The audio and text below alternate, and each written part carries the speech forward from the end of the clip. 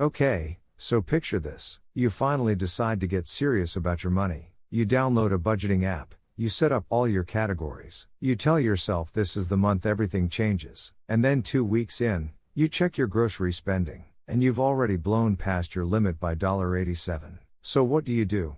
You close the app. You don't open it again for 3 months. And when you finally do, you just delete it entirely and tell yourself, budgeting doesn't work for you. Sound familiar?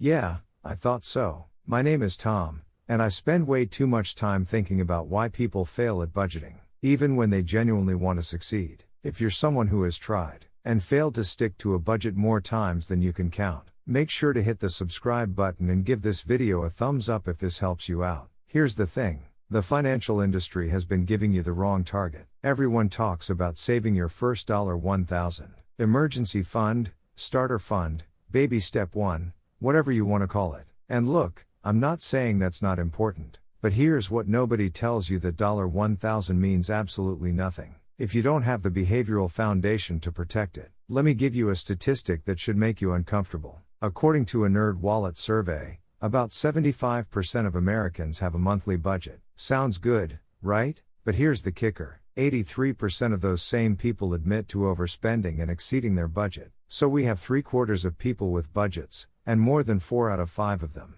can't actually stick to them. Now, you might be thinking, well, Tom, that's because budgeting is hard or life happens. But that's not what's actually going on here. The real problem is that we've been optimizing for the wrong outcome. Saving $1,000 is a math problem. Sticking to a budget month after month is a psychology problem. And psychology problems require psychological solutions. This is where it gets really interesting. Your brain's reward system runs on dopamine. And here's what neuroscience tells us. Dopamine isn't just released when you achieve something big. It's released when you perceive progress toward a goal. Your brain doesn't know the difference between saving $1,000 and successfully sticking to your coffee budget for a week. Both register as wins. Both release dopamine.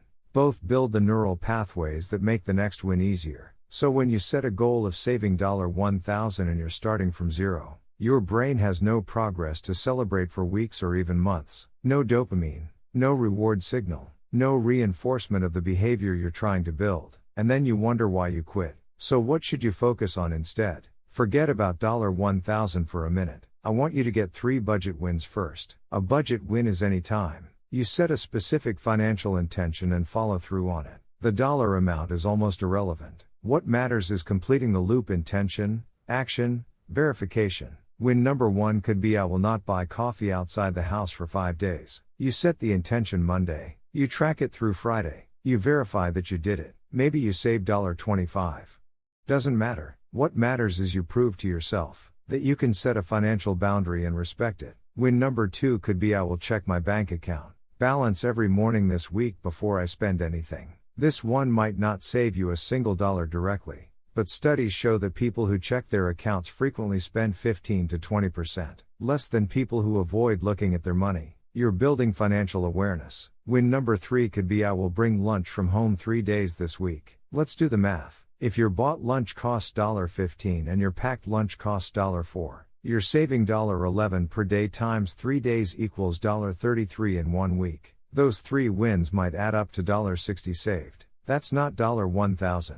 But here's what you've actually built: 3 separate pieces of evidence that you can control your financial behavior. Each win strengthens the neural pathway. Each win makes the next one easier. Now, you might be thinking, okay, Tom, but eventually I still need to save $1,000, right? What happens when an emergency hits? Fair point. Here's my answer. According to recent Federal Reserve data, only about 55% of adults have set aside money for 3 months of expenses. And research from Empower shows that 37% of Americans couldn't cover an emergency expense over $400. The median emergency savings balance for many Americans is around $500 to $600. So yes, you need an emergency fund. But the data shows that most people who try to build one without the behavioral foundation just end up rating it within months. A $1,000 emergency fund that you drain every 6 months is worth less than a $200 fund you never touch, because you've developed the self-control to handle small bumps through behavior change. Let me show you what this looks like over a year. Person focuses only on saving $1,000.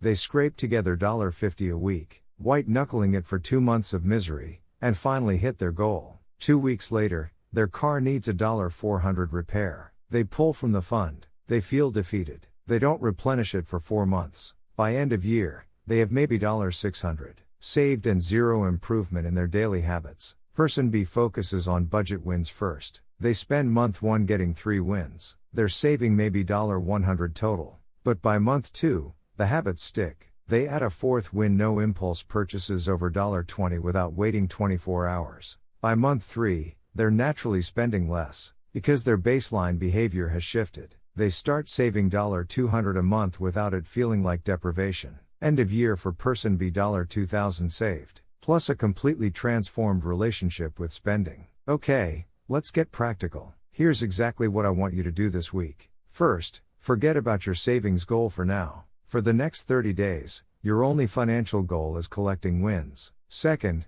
pick your first win today. Make it small, embarrassingly small, something you know you can accomplish. Third, track it visibly. Put a check mark on your calendar. Use a notes app. Tell someone. The verification step is not optional because without it, your brain doesn't register the win. Fourth, when you complete it, actually celebrate. Take a moment to acknowledge what you did. The celebration encodes the dopamine reward that makes the behavior stick. Fifth, immediately pick your second win. Don't wait. Momentum is everything. Your goal is 3 wins in the first 2 weeks. Look, I know this is different from what you usually hear. Everyone else is telling you to save $1,000 as fast as possible. And I'm here telling you to forget about the money and focus on winning. But here's what I believe: your first 3 budget wins will do more for your financial future than your first $1,000 ever could. Because the wins build the person, and the person builds the wealth. The $1,000 will come. It will come easier and faster than you expect, once you've proven to yourself that you can control your behavior. But it has to happen in that order. Behavior first, results second. So go get your first win. Today, not Monday, not next month. Today. I'll see you in the next video.